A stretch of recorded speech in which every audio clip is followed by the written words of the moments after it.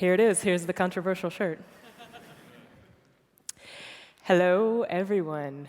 Wow, what a crowd. My name is Whitney, as mentioned. I'm an engineering manager at Braintree, which is a payments company. We're based in Chicago, Illinois. How many know Chicago? Been to Chicago? Love Chicago. Fantastic.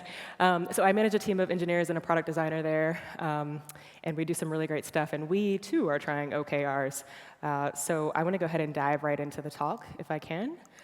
I want to take you back a little bit to 1999. A guy named John Dewar brought a goal-setting methodology to a then one-year-old company called Google. And he called this goal-setting methodology OKRs. Fast forward, 4 years later, Google publishes a very famous video on YouTube. Some of you may have seen it. It's called How Google Sets Goals, OKRs. And then at some point, after this was evangelized by Google, a lot of the companies that we know and love or love to hate adopted OKRs in some form or another. So it was spread to the masses. But I want to talk to you today about a few things that make the adoption of OKRs quite challenging for our teams. I saw a lot of hands go up when it said, when Mary was referencing OKRs and who's had some trouble with them and who struggled with them. But I didn't get a very clear pulse check since I wasn't standing center on the stage, but who here is familiar with OKRs? Wow. Crazy. OK, good. So for the uninitiated, there were a few hands that were not raised, maybe 3 or so. Objectives and key results. So OKRs are an acronym. O standing for objectives, KR standing for key results.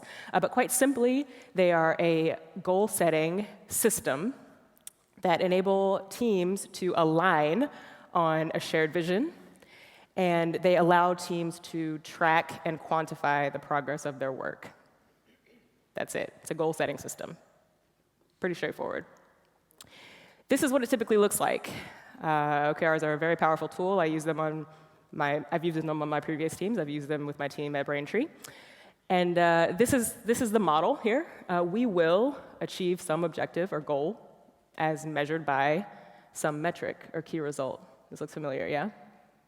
Here's an example for those who are unfamiliar. We build websites on my team. We're a front-end team at Braintree. So accessibility is important to us. So this is what a typical OKR would look like for us. We will improve accessibility on our sites as measured by 75%, 80% WCAG compliance. This is the Web Content Accessibility Guidelines, right? There's a standard. So this is, if we achieve 75% WCAG compliance, we know we have improved accessibility on our team. Very basic structure for OKRs. So again, as I mentioned before, this talk is about 3 very brief but key strategies that I encourage you to adopt when you are introducing OKRs on your team or to your organization, or trying to get them adopted more broadly or accepted by people who just hate OKRs. OKRs has become this dirty word that most people don't like to hear anymore. But that's because when we introduce them to our teams, typically we're jumping in at the point that Google introduces in that video. We're jumping in with reference to blogs and articles that assume we already know how to do this well. But I, like maybe most of you, did not know how to do this well. So again, going back to my example, we'll improve accessibility as measured by 75% WCAG compliance. Pretty simple, right? No, that was not simple at all. It took us so long to get to that point. But let's see. Let's talk about some tips and some strategies to get us there a little faster and set ourselves up for success. So strategy number 1. Skip individual OKRs. What does this mean? It means trying tasks instead. So typically when you see an OKR structure within a company, you have the company-level objectives, right? Those trickle down to team or organization-level objectives, right, which trickle down to the individual's OKRs. Individual OKRs are a bit like corporate meetings. They slow us down, and they don't give a lot of added value. They also tend to neglect the bigger picture and focus instead on the individual's personal development, right? So I'm here to tell you that we got this all wrong. Individual OKRs quickly turn into tasks or micromanagement, right, where we're monitoring the individual's key results, and less focused on alignment, right? So how do we improve that? We don't. We get rid of them. Just ditch them completely. I kind of heard a collective sigh of relief of some employees in here, right? We instead want to move from a team level of OKRs to tasks, initiatives, projects. Let's get straight to the work. And if your team is anything like mine, they're going to love you when you introduce this, right? Because they want to just get the work done. They want to do great work. They don't want to focus on another acronym or another process that they have to adopt for themselves, right? So we don't improve individual OKRs. We get rid of them completely, all right? That's bold idea number one. Skip individual OKRs, let's try tasks instead. Empower your employees with the knowledge of priorities at the team level, and then leave them to figure out what it takes to get that done. Second strategy, and perhaps the most controversial, so that my t-shirt is not the only controversial thing on this stage. I'm gonna stand up here in front of you, I have 4 minutes left, and I'm gonna tell you to ignore the numbers. All right. Yeah, there's a clap, okay. So this is especially when you're first introducing your team or organizations to OKRs, right? This is when it's a new process. Everyone hasn't been fully, they're not bought in yet. You want to ignore the metrics. You're going to hear a lot of videos, read a lot of blog posts and a lot of articles that say, okay, try OKRs. Set your key results to be ambitious. Stretch goals, right? But when my team was adopting OKRs, we ran into two significant problems. One, a lot of what we thought mattered was not actually being measured. So we spent half the quarter establishing the baseline before we could even get to that arbitrary key result. And then two, most of our key results that we set up for ourselves at the beginning of the quarter were what we call swags. Do y'all know what swag is? No. A sophisticated, wild-ass guess. And that, I think, is 100% of the key results that we set for ourselves at the beginning of a quarter when we're trying this for the first time, right? It's just a guess, right? Let's decrease our time to deploy by 20%. Is that reasonable? Is that feasible? Is that achievable? Is that good? What about 30%? That's better, right? But are we stretching ourselves? Nobody knew. So again, we spent half the quarter just setting these baselines, let alone hitting these stretch arbitrary goals. So I want to step away from the metrics and just focus on the outcomes. When you're introducing OKRs, again referring to that earlier example, where we wanted to achieve, I said 75% WCAG compliance. Instead, when you're starting, it's simple to say, we will improve accessibility as measured by WCAG compliance. When we are more compliant with WCAG, we will have improved our accessibility. By how much, we don't know yet. Let's figure that out.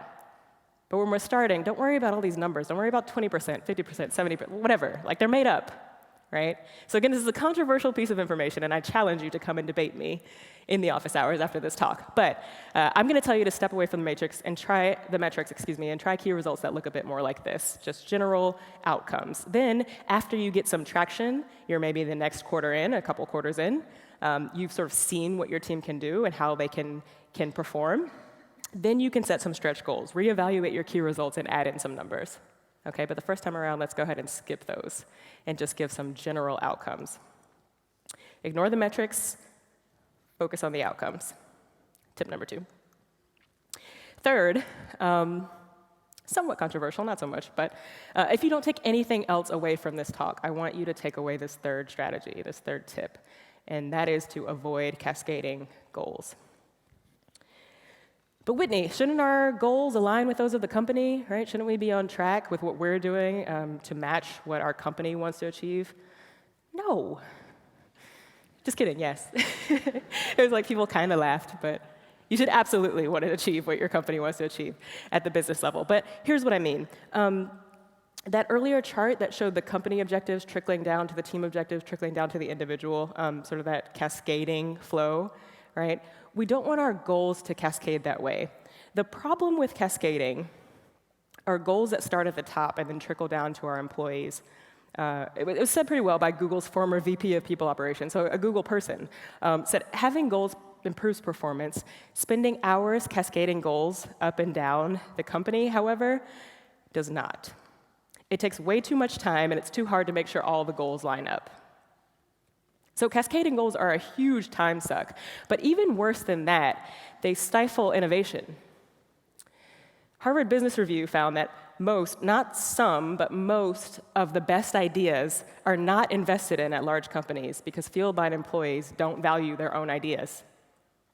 So OKRs, yes, while they're a goal-setting tool and an alignment tool, they can also encourage employees to set the objectives for the team and set their own direction for the team. That's an empowering idea. This surfaces the best ideas. Remember that accessibility example I keep referencing? Someone on my team came up with that after the introduction of OKRs. They said, hey, we're a team that should care about accessibility. This should be an objective that we're going after here.